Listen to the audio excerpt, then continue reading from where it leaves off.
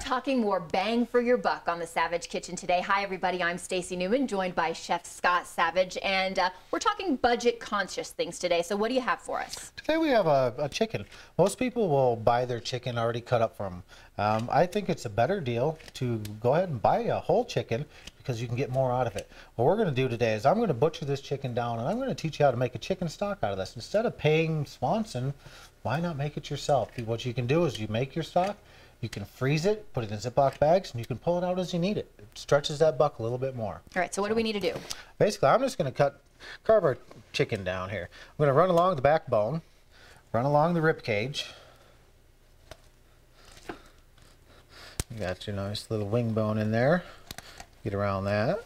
And I would guess at this point it's smart to get the largest chicken. This is a big chicken. The largest one you can get. It's like a little mini turkey here. But yeah, depending upon the size of your family, as far as that goes. If you got a smaller family, you could go with the smaller chicken.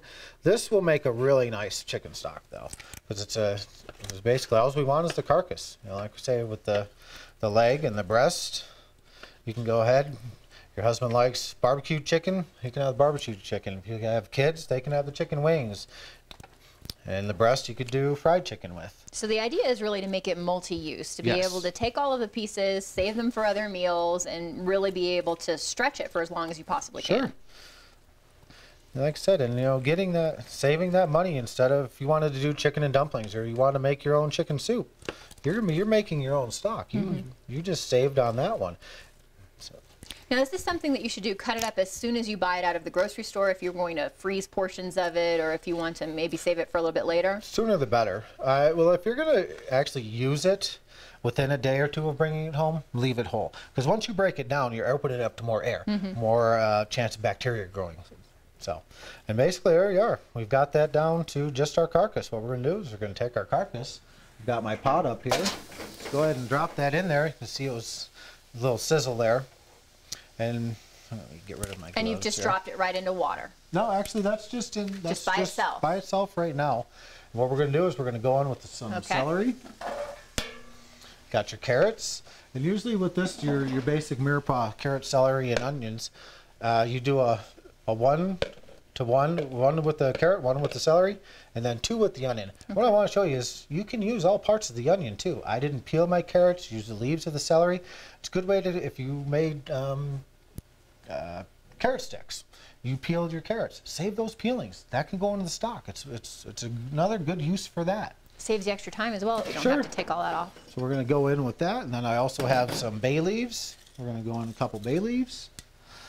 Some white peppercorn. I like the white peppercorn with the chicken stock because you're looking for a clearer stock. The black peppercorns will actually give it a little darker.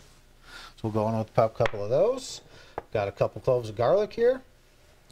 About 3 or 4 or 5 of those. And then we have some fresh herbs. You got some rosemary, thyme, and some parsley. Just going to go ahead and drop those in. And go in with about 2 gallons of water. What you want to do with this is you just want it to simmer. You don't want to boil it really hard. You want to bring it up nice and slow, let it simmer just small little bubbles. And as it's cooking, it's probably take about an hour and a half, 2 hours. And as it's cooking, the fat and the impurities will rise to the top. You want to skim those off with a ladle.